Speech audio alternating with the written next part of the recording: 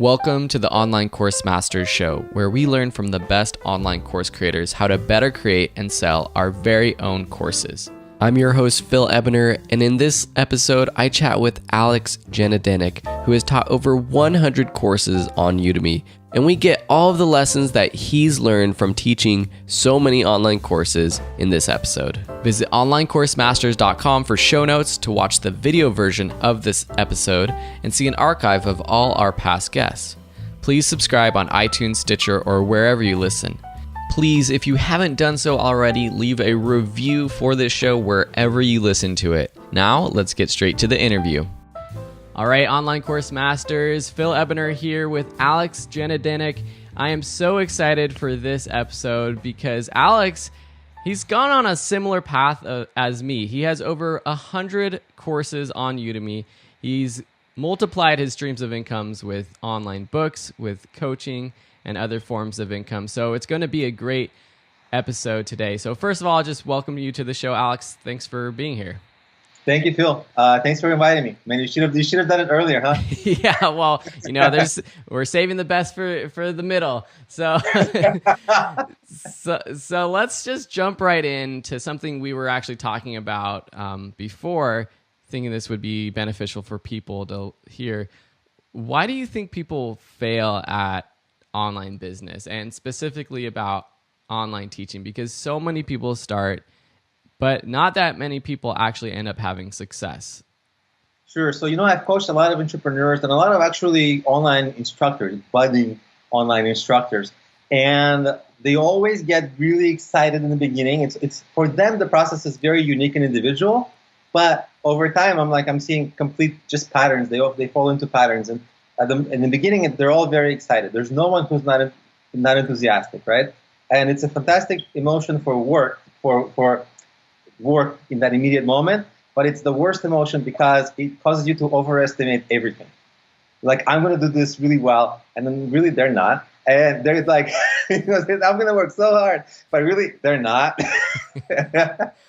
So that enthusiasm is fun, but as you know, the actual work is boring. Mm-hmm. It's like scrupulous, tedious work, and it's complete mismatch of the enthusiasm emotion, right? So they have no idea what they're getting into. No, totally. And when just to butt in really quickly, it's funny that you mentioned that. Like, I'll have my little brother come. He's in high school, so I can still force him to come help me sometimes for free. And literally, I'll have him work, and then he'll go home, and my mom will ask, "Oh, what did Phil have you help him out with?" And he was like, "I just sat and clicked buttons," because he's literally just dragging files to another folder, putting that online, clicking, dragging, and that's pretty much all we do most of the day. Yeah, it's boring. I have the same thing. I had a cousin, he lives in Australia. He's like, "Bro," with the Australian accent, "Bro, I just want to make money online, bro." and I'm like, I don't even know. I know you're going to get stuck in something. And surely enough, I gave him my Skillshare upload, back in the day. I'm upload all my Skillshare. He uploaded one course in 2 months.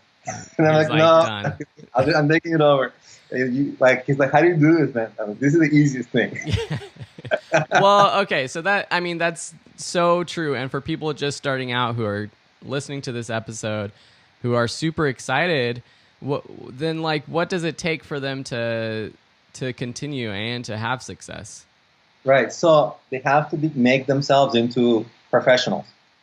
Consistency, flight to quality, and there's a lot of soft skills motivation, goal setting, blah, blah, blah, blah. All of that goes into overall, it's under the umbrella, as I see it, of productivity.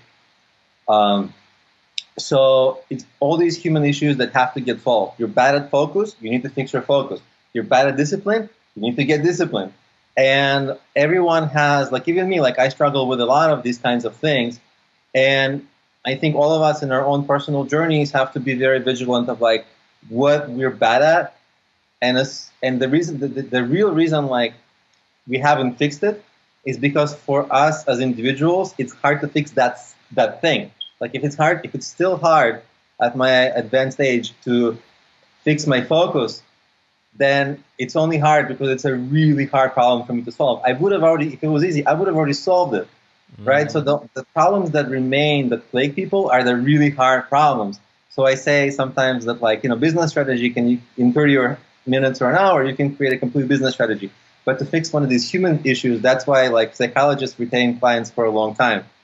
So, but I found that anytime I fix something in myself, like I took a speech training thing, which maybe didn't help a lot, but like I'm better than I used to be.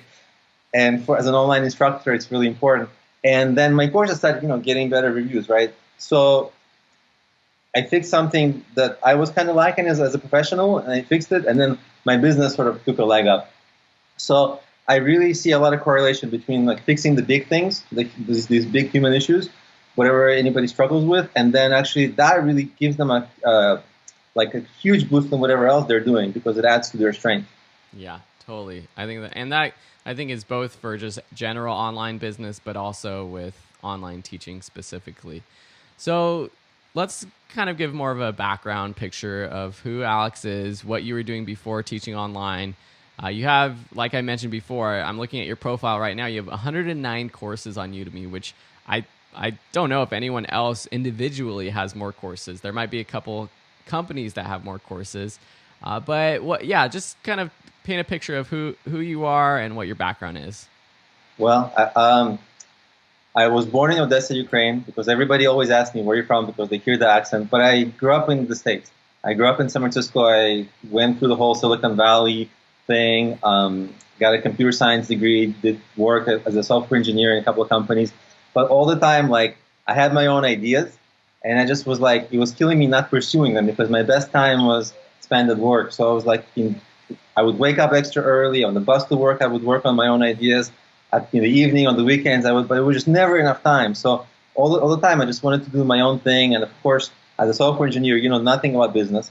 So I made so many mistakes. And then I started realizing, hey, like, if only I had somebody to help me, I would skip a lot of these mistakes. And so one of my first successful products was this mobile app, this business planning mobile app that I created. And now it has something like 2 million downloads, the whole suite of apps, and it became a suite of apps. So, wow. But the one feature there that was interesting is people got to ask me questions. And I just kept seeing the same questions. For the individuals, it's their like unique journey. For me, it's like the 100th question that I got the same, So I started like, why don't I, had this idea. Why don't I make a YouTube video and answer so I can just point them to the YouTube video? And the YouTube was a little bit of a playground for me until I learned about Udemy. And as I say, the rest is history. So, Udemy, I've been on it for a while. And, it took me a while to find my groove at Udemy. Like, I wasn't an overnight success, although I wanted to. And I had to improve so many things. Like, I wasn't aware of, like, the microphones, the cameras, like the how I should talk in front of the camera. Like, there were so many things to fix. Like, what makes a good course? So much to learn. There was so many things, and none of these things feel like rocket science. But in combination, it's really hard to get it right. And I feel like it's hard. I don't know if anyone comes into Udemy or just teaching online courses knowing all of it. I know I had the advantage of knowing how to use a camera and knowing how to use a microphone. That's one of the biggest hurdles for people. But then the whole marketing side of things, that's where I had no clue, no idea how to do that. So I think everyone has those hurdles to learn when they're starting out. And it sounds like similar for you. I'm curious about the app, though. So this was your first sort of foray into your own product, your own online business, right? No, I had a bunch of fails before, okay. or like lukewarms, like not fail, not succeed, but like just struggling along. But like, okay, I had an events business that actually I really liked. I had a bunch of things where I tried to create new startups, like a different kind of search. There was a technology that was popular, semantic web. I dabbled in that. It was supposed to be like the new thing, and it wasn't. So there was a lot of things I dabbled in, but they were all like I just made some mistake early on that like sometimes during the business planning phase that just like if some expert came in and they're like, no, this is a total mistake, do this instead, it would have saved me like 3 or 6 months of struggle. Yeah. And that's why we teach people how to teach online now to help them go quicker. So now it looks like from your website, you have all of these income streams with the online courses, the apps, the books, coaching, everything. Talk about, is this what you're doing full time, or do you still have a full-time job? Yeah, I'm doing this definitely full time. In fact, I think sometimes I'm doing it more than full time. It's passive income. Yeah. But I'm not passive. Like, I'm hustling. Yeah. Like, and I feel guilty. Like, I'm one of those people who, like, if they're not working, I feel a little guilty about myself. Like, oh, Sunday, I'm not working. Like, No, totally. I get you. Like, if it's a weekday and I'm just like doing nothing, the next day I'm like, oh, I feel guilty because I didn't get anything done. That's how you have 109 courses, I think. Well, I think, a part of it was like the journey of like figuring out what makes a good course on Udemy, because it's a big number, 109, but a lot of them are duds, Like, and I'll be the first to say it. Like, some of it I was just playing around. Like, I was at my gym and it was like a boxing thing, and I was like, I'm paying for this, and other people might pay for this. So I told the trainer, hey, can I record you? like, why am I paying to the gym? The gym should be making money for me, right? And so I recorded we had it like after the gym closed, we spent a couple of days recording stuff. And then I'm like, wait, boxing course. Now, am I an expert in boxing? Like, no way. Like, right? But so should I be teaching that? Like, not really. But, kind of, it was an attempt. Yeah. I have like a music course that like I interviewed a music guy and it turned out really bad. It's an attempt. I have a Chinese course. I tried to translate my course to Mandarin. It's an attempt. So that's how you end up, like, a lot of experimentation. Yeah, totally. And I think there are some people who would say you should really just focus on something that you're a complete expert in and you're confident teaching, and that's the one you should focus on. But I think similar to me, you're kind of throwing darts all over the place, and one of them is going to hit the bullseye and be a major success. But what do you tell people who look at your profile and say, okay, how can this guy teach 100 courses? Like, of course, he can't be an expert in all of these topics. Do you suggest for people to kind of follow your steps, or is there, after teaching so many courses, a better way to figure out what the right course to teach for them is? I do like to choose a niche where a person is super confident and create something of quality. In fact, that's what I do now. Like, I haven't created a fitness course for a long time. I'm done with that. I'm not venturing out. So I'm focusing on my core competencies. And over time, my best courses have been the ones where I was able to bring the most knowledge, which makes sense. And out of the 109 courses, like only about 20 or 25 of them make any kind of reasonable money, right? So there's like 75 fails in there. But it does give me a lot of data of like what's working, what's not working. Yeah. So in a way, it wasn't a complete waste because I got an answer. Like, oh, that didn't work. Don't do that anymore. And sometimes it took 10 of those mistakes. Don't do that the 11th time. Yeah. But now you have, 90,000 students on Udemy that you can promote your new courses to. What have you seen is different now in terms of your course quality and the way you teach a course from that very first course you teach to this course? And I don't know if there's any specifics you can give listeners on things that students really love and help you get those 5-star reviews. So I was always confident in my content, the quality of what I'm saying. But I was never confident in my delivery, presentation, AV, audio, video. Those things are the things that I worked on fixing. Like, I took some coaching on speech. Like, my speech had a lot of words like, and I got rid of most of that, at least.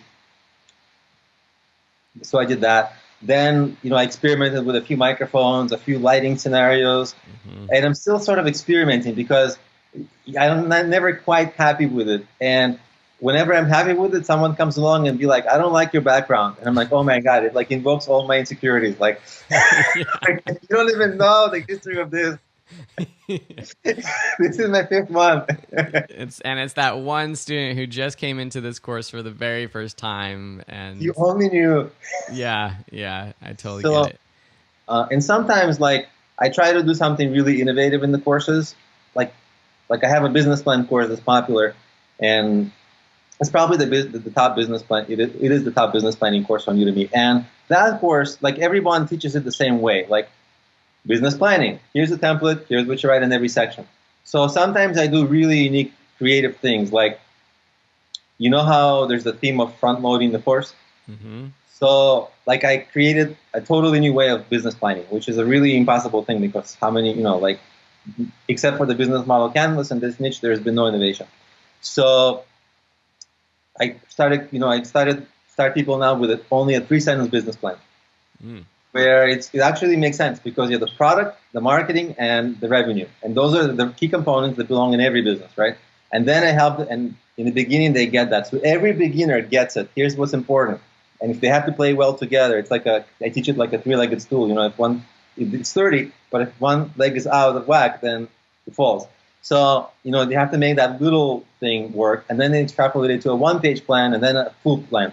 So, but that took me a whole bunch of years of dabbling in business planning to get such a grasp on it that I could teach it, realize it could be taught that way. So sometimes there's a tremendous amount of experience that goes into it, and then the students who come in, they have no clue. They're like, oh, okay, whatever.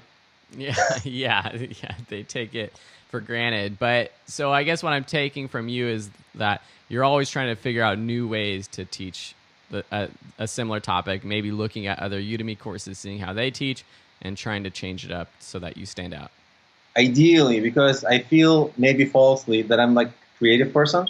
That so I always, in marketing, it's like everyone repeats everybody else. It's like mind numbing. And I think as a creative person, then you always one step ahead if you invoke that. And there's always exercises also for creativity, how to like not see boundaries where other people see boundaries. Mm-hmm. And so boosting your own creativity is actually one of those soft skills that goes into like, it's not, but like it's not exactly, but related to close to like almost emotional intelligence and thinking outside the box and things like that.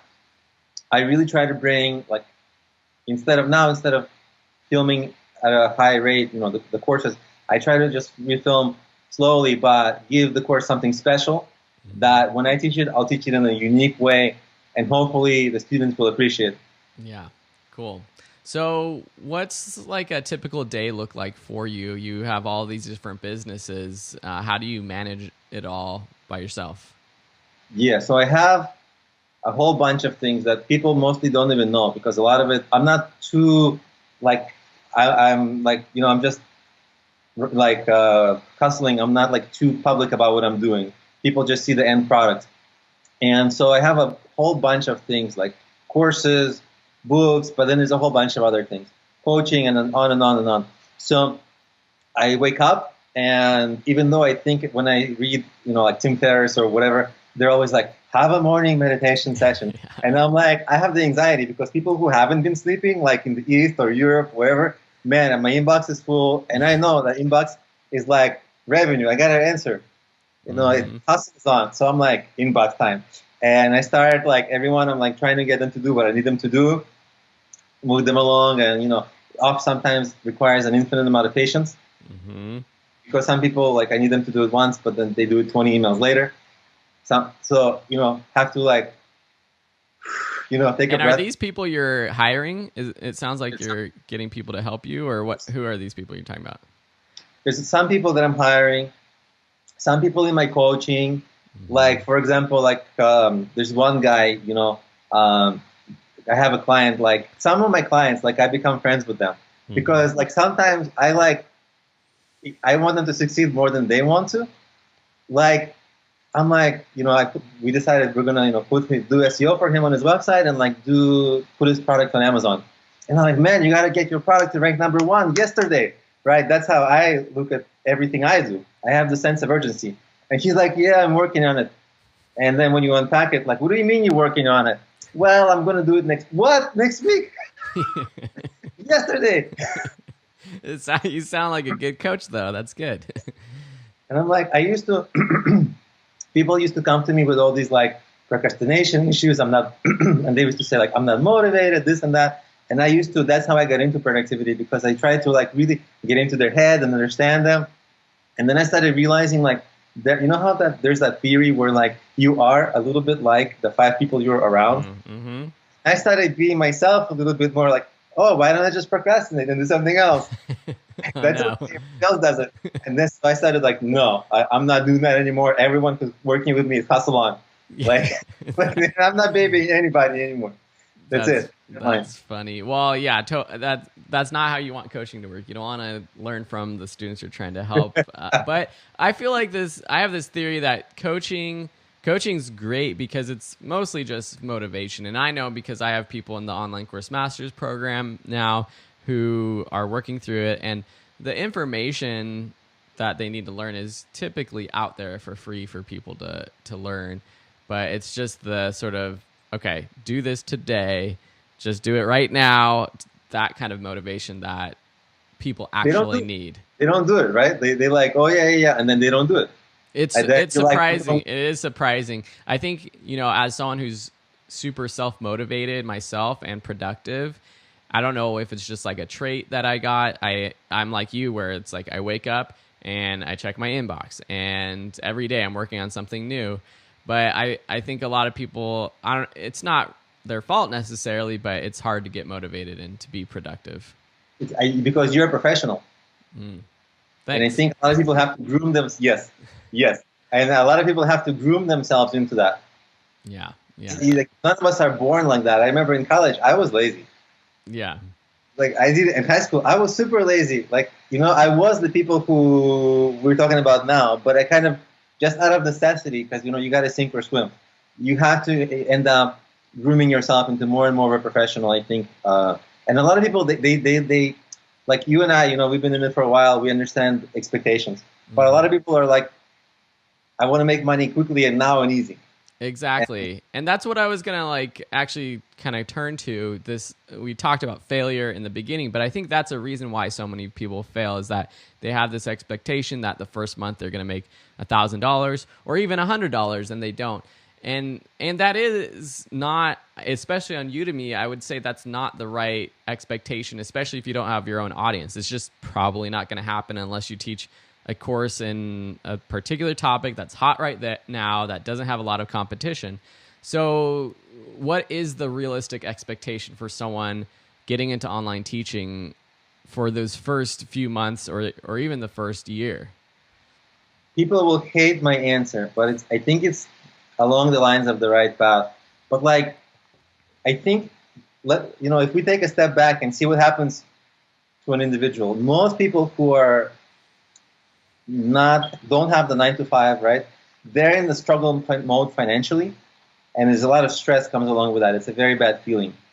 And I've been there, you're not in your head, maybe you've been there, and there's something subconscious that happens. Our brain chemistry changes.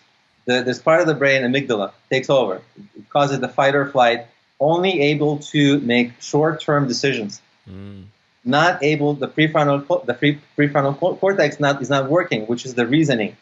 That's the long-term vision, right? So right now, when you're in the financial stress, you need to just do whatever you can now to remove that stress. So a lot of the people, when they come to you or me, and they're like, I need to make money now, it's sometimes because they're not a good professional, whatever, or maybe they just want to make money quick, but sometimes it's just their life situation needs to get fixed. Yeah. So they're in that immediate stress and they need to get rid of that. They don't realize this is what's happening necessarily scientifically, but they're unable. So but they can take a breath and realize if they do a lot of the short-term stuff, it's going to be, a lot of it is going to be so much waste that if they able to take a step back and shoot a little for higher quality, better long-term thinking and doing, it's so hard to do. Because I wasn't able to when I was in stress. I remember that. It was more like next. That's partially how I got, to so many courses. I was like, next. So I was there. But at some point, you scramble enough to, you break even in life, and so much stress gets taken out of your everyday mental approach that you end up having naturally, you're thinking bigger now. And it's just stress relief. So and a lot of times it's, basic stress relief people can do at home is like eat better, exercise, not for weight loss, but for mental, what's the word? Mental health. Yeah. Stuff like that. Sleep better, eat better, take care of themselves. Stress goes away actually by itself if you do those things, even though the financial stress will still be there. It just won't impact you as much, and you'll be able to use. That's really how, that's like you level yourself up just easily that way. Yeah, that totally makes sense to me. And I know for myself, exercise is so important. I'm not a huge fitness person at all, but sometimes, I get in a rut, or it's been a few days or a week and I'm just like in a grumpy mood. And probably every single time that happens, if I step back, I'll realize, wow, I haven't like done any exercise in the past week. And then it's, I'll go on a run or go on a bike ride, and it's like, wow, I feel so much better. And back to your point about just having sort of the lower expectations, but thinking of the long term, I think that's so important. And that's part of the reason why I suggest people, if they can, to have another source of income, to have a full-time job or at least a part-time job while they're building their online business, so that they're not making those sort of like short-term rash decisions, like you said, that, people, you might learn and people say, oh, this is how you make money fast, but it's not benefiting your audience. It's not going to benefit your business in the long run. So learn from our mistakes, because I've done that as well, and take your time. And I get those messages though too, and it's hard. It's like, I don't know how to respond to people who message me and are like, I'm in a bad financial situation. I lost my job. How do I make money right now with online courses? And I don't have an answer for that, because that's not the way that I suggest teaching online classes, but it's hard. So I'm not in that position, so I don't really know exactly how that feels in this moment. So before we move on to writing books, which I know you do and I want to talk about, which is important for online teachers, let's just talk quickly about promotions. And with Udemy, what have you seen work with the Udemy promotions? And with your audience outside, how are you building an audience and how are you promoting your courses to them? By the way, since we're on the promotion issue, there goes, see, I'm like, I've been taught to catch them. There is this issue of like, have you noticed that the promotional emails have like a lot less effect these days? Yeah. And I think that's happened something like 6 months ago or something, but then there was like another level of decrease in their effectiveness recently that I've been seeing. Well, I know that about a year ago, I don't really remember it, maybe it was in 2016, there was definitely some sort of switch where not everyone was getting our messages anymore. I'm not exactly sure what happened, but I think there was some sort of opt-in that was sent out to students. A lot of people didn't click, yes, I want to get emails, because I know my wife used to get all of my promo messages because she was in some of my courses, and now she doesn't get any of them. And I think it's because she didn't opt in. And then I think just because the average selling price, the consistent sales from Udemy, our own promotional messages become less effective, especially when you're not selling a new course. And I know, and I've always in my classes and to my students said, okay, let's not get into the mentality of we're going to sell our courses for $10 all the time. I always tried to launch my courses at $19, $25, $15. But over the past half of a year on Udemy, I found those sales being less and less effective myself. And I actually launched my last course at $10, which is crazy for me, but it also was one of my best launches in a long time. So that seems to be what's working for me. But what have you found, just like things not to be working? Or I know you've been on Udemy for a long time, so you've seen the ups and downs. You saw the pricing change. How do you feel about Udemy now after all of those changes? I think first, some things, there's always things we always agree on and not, but I always preface that, like, I really appreciate Udemy, because literally, I don't like to get into specifics, but like it's changed my life, like financially, like manyfold. And now I have this, like, I hope it doesn't show, but inflated ego and self-confidence. But man, without Udemy, I would be like a fraction of my, what do you call it, online fame or whatever. Like, I don't know what to call it, but like Udemy has really given me a fantastic, amazing platform. And they also, when I was struggling, they welcomed me to their office. And Lindsay spent time with me. Their team spent time with me. They were like teaching me all the things that I should do better. And like whoever does that, like you're gonna go to Amazon and be like, hey, how do I sell my books? Yeah. So, like, I've never had a company that did that and gave so much care to content creators. And the things that I learned from them, actually, I've taken even to my other businesses. And even there's like other instructors I've learned from too. Like, back in the day, like Alan Hill, he was like the first guy who would teach his stuff and the stuff about creating really cool titles. That's where I really saw like how much of a difference it would make. Like my best-selling course, for example, is that I have a course, Marketing Strategies to Reach 1 Million People. Mm-hmm. And that course used to not sell at all. It used to sell this kind of my marketing. So it used to just be like a boring course. It's usually marketing strategies. No, it was boring. Who wants that? I mean, some people, but it doesn't really stand out. And now I'm like, okay, marketing strategies to reach 1 million people. Started selling. Mm-hmm. You're showing that benefit. The benefit, and sometimes you put numbers and percentages, and those things can sometimes make your title look more catchy. And, on Udemy, I think a lot of times it's important to, like, what I call leverage the platform, because you just have to see how they sell the courses. Search, like I know in the podcast, I've listened to a bunch of episodes, you love search.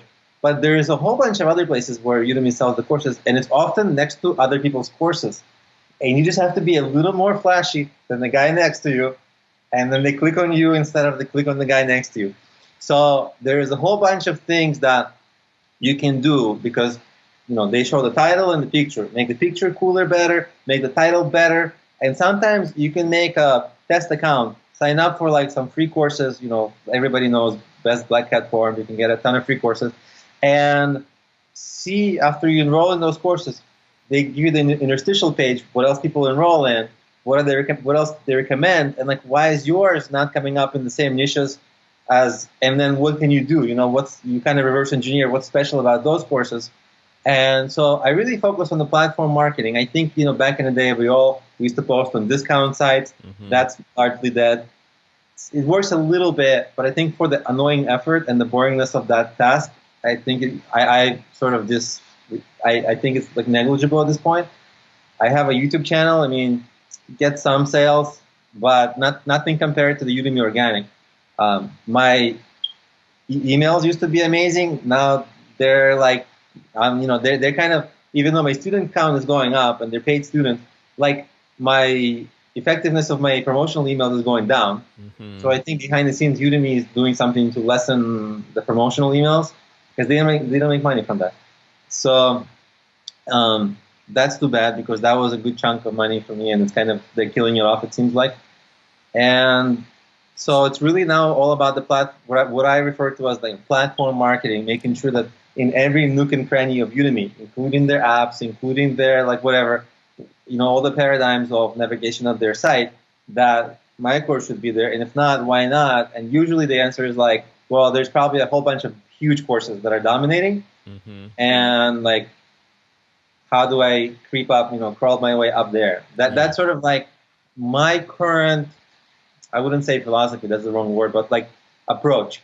Yeah. This is, I'm trying to reverse engineer situations and seeing why is that guy's course there? Why my course should be there? And it would be great to be able to send those promo messages and make a lot of money from them. But even for myself, it's the organic sales that make a bulk of my revenue. And if you can do that, then you're going to have success on Udemy.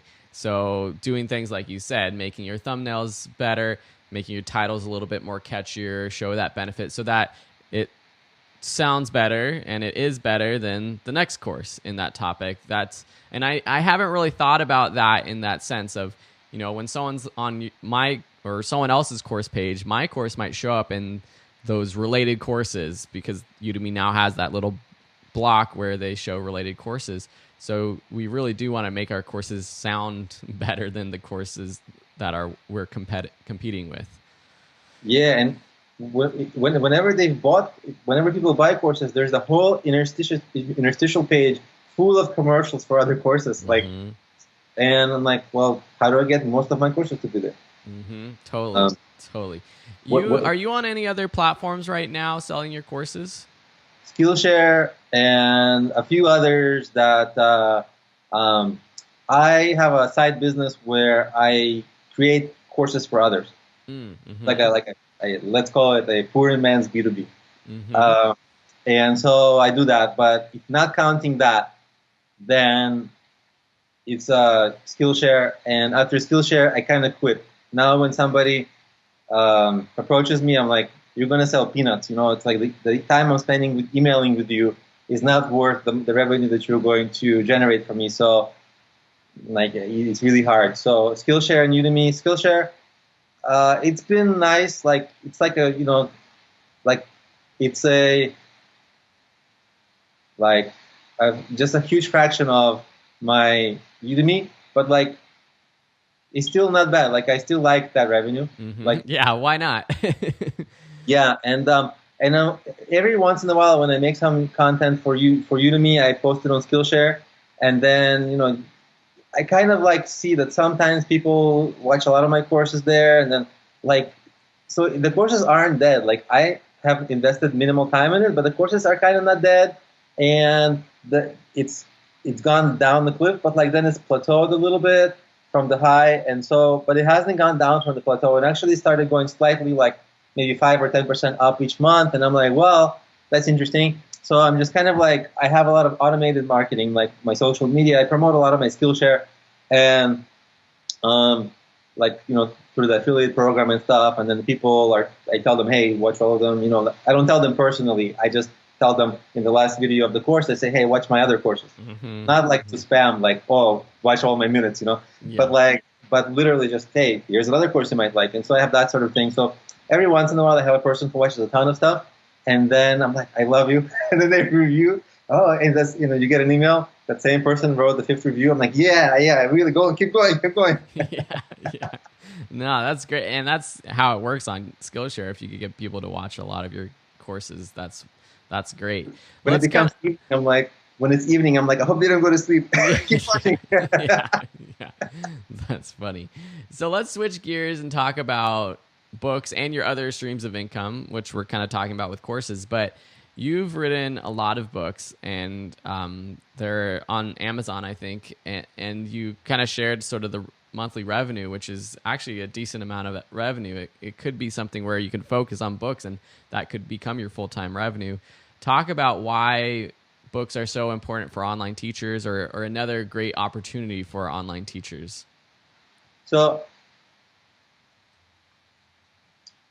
usually when we make Udemy courses, they're how to XYZ. Mm-hmm. And the how-to genre has something really nice about it, which is natural organic SEO keyword. Which, if you wrote the greatest next American novel, the next Harry Potter or something, which is not the greatest American novel, but whatever, there wouldn't be an organic way for you to promote. But on a how-to, how to tie my shoelaces, if there is demand for that, you can write it. You can rank for that. Mm-hmm. So whereas novels, they don't necessarily have keywords, but how to have motivation, how to stop procrastination, how to use Photoshop, how to do SEO, all of these are natural keywords. And where the sweet spot is I look at my courses, and I say, okay, so let's say marketing course. Well, I'm like, well, there's demand for introduction to marketing, let's say. There's probably demand, with books. And so then I look, how competitive is that niche on Amazon? Can I break in? What will it take to break in? Because you can kind of approximate. And then that's the decision of well, I can probably make a certain amount of money. It's going to take a certain amount of work. Now, how do I write this book and publish it? Which is really a hard thing. And, there's some challenges making courses. Writing books is another challenge, because somebody along the line who touches that book actually has to be a reasonable writer. Mm-hmm. so it's not just about the commas, which is also important, but like it has to flow, and it has to, same issues, quality issues as the courses. So a lot of people get into books, but they hate writing, and they don't care about the books. They just care about the dollar, right? Right. And I see people running into that issue where it's like books, okay, fail, quit. So, you kind of have to also enjoy writing. There's a way that you can create a book without writing at all. You can use the Dragon software, talk your book into a recorder, it will transcribe it, you give it to some editor, the editor will edit it, make it very nice, although they will be expensive because books, it's if you gave them gobbledygook of like just free content that you spoke, it's going to take a lot of time for them to edit it to make it a wonderful book. And then you need to, cover, and essentially you're done. So you can create 100 books a year, and as long as you just do the marketing. So that's another tactic some people use. And I've always written my books on my own, which maybe is a mistake. But if you wanted to have like a book farm, let's say, of, like, I don't know how even probably the people who write the book farm don't read themselves, their own books. So, but there's a few ways to do it. As long as you have good keywords for your course, for your topic, that can become a book, as long as there's good keywords you can rank for, you can make a reasonable income, and it's the same thing, it's passive. You rank number one, you get sales, and your job is just to get your book to rank. Got it. So your process, you're writing your books yourself. Are you taking... some people I know suggest taking your course content and actually just using like the transcription and converting it to a book. Are you doing that, or are you just having that similar topic and then writing it all out kind of from scratch? I write it because if you take shortcuts from the book, it's going to come out bad. Like if you just transcribe a course, that's going to be one bad book, right? It won't even make sense in places. Yeah. So because some things you'd write, you wouldn't say it on video that way. So you have to edit it, and probably you have to edit it more than just a little to make it like a nice book. Like some of my best-selling book, I've rewritten it on my own twice. So I'm on my third version. And all my other best-selling books, they're also I've rewritten them once or twice because it just takes time to make it good. The quality, I've always found, like if your product's not great, it's like pushing a rock up a hill. And you never want to be in that. It's really like annoying to be in that situation. Yeah, it's not that sustainable. And so that's good advice for writing your book. Can you walk us through kind of the nuts and bolts of getting your book on Amazon? What kind of format you need to do? I also see that your books are available in paperback, if I'm looking at this right, and how that works. All right. And by the way, just one note. I have an interesting, before I get there, I have an interesting way of creating the book. So my last book, the 20 Principles of Productivity, I wrote, and I brag about it, I wrote in 0 working days. So that book is 200 plus pages. I wrote by hand. How did I do that? 0 working days. So I only wrote it, it took me a while over a span of time. I wrote it only on plane rides, stationary bike at the gym, and subway, when I was riding the subway on my phone. And I kept on writing a page or two at a time at like dead time. Otherwise I would, what else do you do on a stationary bike? It's like boredom. And so I was just like writing. And it was kind of inconvenient, obviously, to write on your phone, but only those 3 places. It took me like maybe 4 months to put the book together. But, the editing took a while, obviously, but editing always does. And I think that book really came out well. Like that book, I'm proud of it because I put some humor into it that my editor took a lot of my jokes out. I think they didn't think I was funny. But anyway, I feel like how-to books, they're usually boring or how-to. But I try to make some jokes and I try to be myself more. I think it came out really well, and I think I hit on a lot of the right notes. So that's that answer. But to make the books Kindle and paperback at the same time, really easy. CreateSpace.com. Amazon has a process, and it's just like literally click by click. There's like, oh, do you want your books on paperback? Click yes. Yes, okay, they're there. And they just print it for you whenever somebody orders it on Amazon. The only thing different is you have to have a back cover. When you order your cover to be made, if you only do Kindle, you just need the front. If you want full book, you need full cover. That's the only thing. And they print it for you. They ship it. I don't deal, like most of my books I've never seen physically. Like Wow. You need to buy them. That would be awesome. I bought my first ones. When I wrote my first book, I bought 10. Uh-huh. I was like, I'm proud. I Yeah. wrote a book. I'm gonna be. I ordered 10 copies, and then they sat for a year. You didn't read each one? You didn't read it 10 times? No, and I was like, well, I should sell it. And then like nobody, I don't even have a place to sell. Like, what am I going to be on the street selling it? Yeah. That's funny. I spoke at one meetup, and I'm like, hey guys, just here are some books. Like nobody bought it. Yeah, it could be. Hey, it could be a good giveaway, but it's not that cheap to do. You'd rather just give away your ebook. So it sounds like it's pretty easy. And I know I've put up a couple books on Amazon Kindle. I haven't actually used CreateSpace. That's cool. You mentioned you have your editor. Where did you find an editor, and how do people find an editor, and how do we work with an editor to make sure that our book comes out good?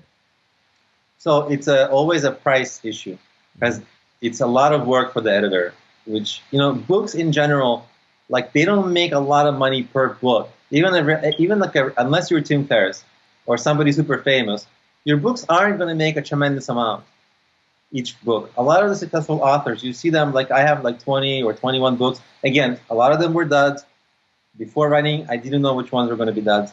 Some just ended up working. So it's also a lot of experimentation. If I had invested in all the editing and everything, I mean, it would have really been expensive. So what I did is I had like a friend that I respected, and I thought she was very smart and like educated, and I trusted her. Because it's not just about the commas, it's about the phrasing and how each sentence appeals to the reader. And so I trusted her, like, just how smart she was, common sense-wise, and just let her do it. And so that way I got the best of both worlds. It's reasonably priced, or in some cases free. Friends and family can do it for you, and it's not too expensive. You can start hiring on Fiverr or something like that. I don't know what you're going to get there and at what price. But if you're not a good writer, it's always helpful to have another person look at it, because they'll find a ton of things. But it's always like a sliding scale of price. And the price sometimes, it literally takes them weeks of work. So you have to shell out a lot of money. So if you can do it on somebody that's cheaper, probably the savviest thing to do in the beginning. I think if you're a perfectionist, you can overinvest, but at the end of the day, you have to be financially sound. You can't just have a business that's run how you want it. It has to be how it makes sense. Yeah. So that's good. And when you upload these books to Amazon, what advice do you have for launching it? I know there's different strategies using, giving away for free. Do you use that strategy, and how do you get sort of that search engine juice and those early reviews to make sure it ranks later on? So there's a couple of ways to do the launch. Like our friend Nick Loper, he's done, like, for his last few books, he's done like really big launches. He prepped for them. He paid some, he went to a conference. He did stuff. So, and out of the gate, the book was amazing. Did everything he wanted it to do. Right? There's that one path, and my path is a little different. My books are like opposite. Usually, they don't rank at all. Like, they're like, I don't have a big launch. I don't tell anybody, whatever. And then over time, they kind of just like, I have like a very automated business. Like, when people get to the end of my courses, I'm like, hey, here's also a full list of my books. So over time, I kind of just have my business, there's enough muscle in there to get the initial sales. And then the book just kind of goes like, oh, to the second, third page, second page, first half of first page. And then quality matters at that point, because when you're at the beginning of the first half of the first page, you're competing against people who are reasonable competitors for you. Right? It's relevant on topic. They're also pretty good books probably. And so then it's like, have to win on quality. Sometimes I do creative things. Like in my 3-sentence business planning book, I have a thing. I'm like, hey, you can email me. Like, literally, it's in the book. You can email me. I'll take a look at your 3-sentence business plan. Just like I mentioned, I have that in the course. I have that in the book. They email me. And sometimes they become my clients, and then I'm like, hey, leave me a review. So my review acceleration is higher than my competitors. Got it. Again, something creative that I did that other people don't do. Now that they hear this, everybody's going to be like, email me. Yeah. I mean, that's a huge, I mean, for buying a $10 ebook or book, that's a huge benefit for people. Is there, love it. I see you're giving people from your courses to your books. Are you also getting people who buy your book on Amazon into your courses somehow? A little bit. So it used to be that, like, I don't mind giving it, like, I don't do those like mass giveaway things, but to my readers who are like already my clients, I don't mind giving them like the first course for free because it gets them into Udemy, and then if they like it, then hey, here's 108 more. Right. So the cross pollination is actually harder than it seems, because people who are comfortable reading, they're not comfortable taking courses sometimes, or less comfortable. Maybe they're driving and they're listening to podcasts. It's like hard to get them to read a book. So the cross pollination of platform and paradigm is actually harder than it seems. So sometimes I give away free stuff in order to get people to be comfortable everywhere, because I'm everywhere, and then my ideal client is a client who consumes my stuff everywhere. So.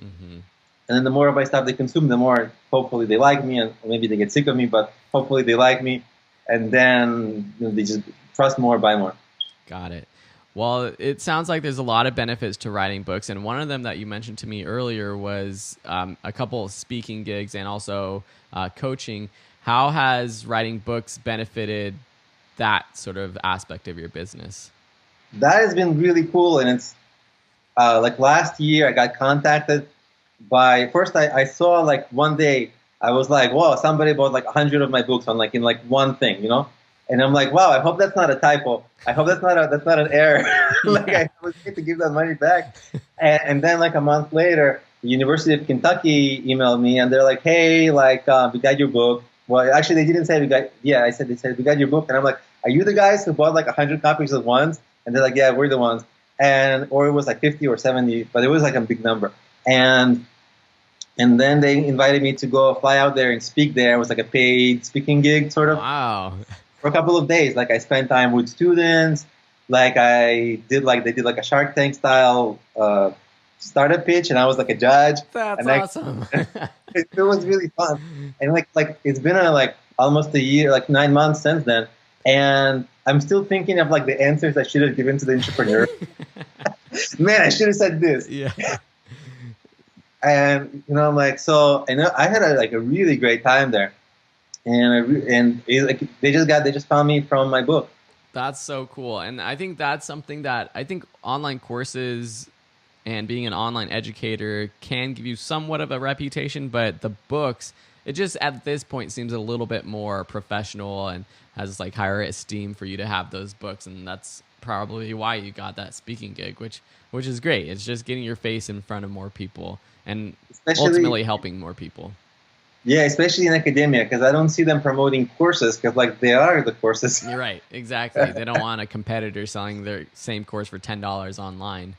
Yeah. Cool. Well, this has been a great conversation. Just a couple more questions to wrap up. What do you see yourself doing in the next few years? Do you have any specific goals with courses? Where do you see your business going in the next few years? It sounds like you're the father of the girl that I'm marrying. Where do you see yourself in 5 years? I got to come up with the answer so that he will respect me. Yes, yeah, you do. That's right. I think right now it's like we're riding this Udemy wave. I think at the moment I'm all in, like Udemy books, mostly Udemy, because the books, I wrote them, they're fine. They don't require as much rewriting. Like the courses I'm constantly refilming, constantly trying to improve something, and there's so many that it's endless. But at the same time, I have an eye out for I kind of, for myself, I train myself to have a sense of smell for what's next, right? Like imagine, remember Alan Hill, he hit it, he was there in the beginning, and he was in the beginning of the right thing at the right time, and he did it well. So if we were for whatever is next, like Udemy next.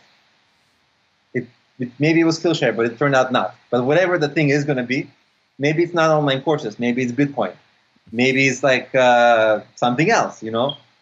Next year my Bitcoin might go to zero, and then okay, what's next? So whatever that thing is, I'm trying to maybe I wanted to dabble in like 3D printing and doing something like that. So there's always like these next waves of things. And if you want to go next, it's like virtual reality, augmented reality, like artificial intelligence. Those are like the next pastures that the next Alan Hills, hopefully, it's going to be us. And that's exactly the definition of an entrepreneur. So that's, always looking out for what's next, getting on the cutting edge. So that's exciting. And I think people will be wanting to follow you and see where you go. Where's the best place for people to get more information about you and your courses so that they can hopefully buy a book and maybe a course? Yeah, so everything that I have is on problemio.com. Great. If you go to Problemio, literally, I think last week I started accepting payment through Bitcoin for my courses. I give like a huge discount and people can pay with Bitcoin and they get like a bundle of all my courses. So that's one thing. And if you just want to buy them, I offer the bundle at $1 each. So like $108 gets you all my courses. Wow. Nice. Bitcoin. Because, I can do that. And the other thing, if you want to, on Udemy, all my courses have a discount code, either the word 10, T-E-N, or 1010, and you just get any of them for $10.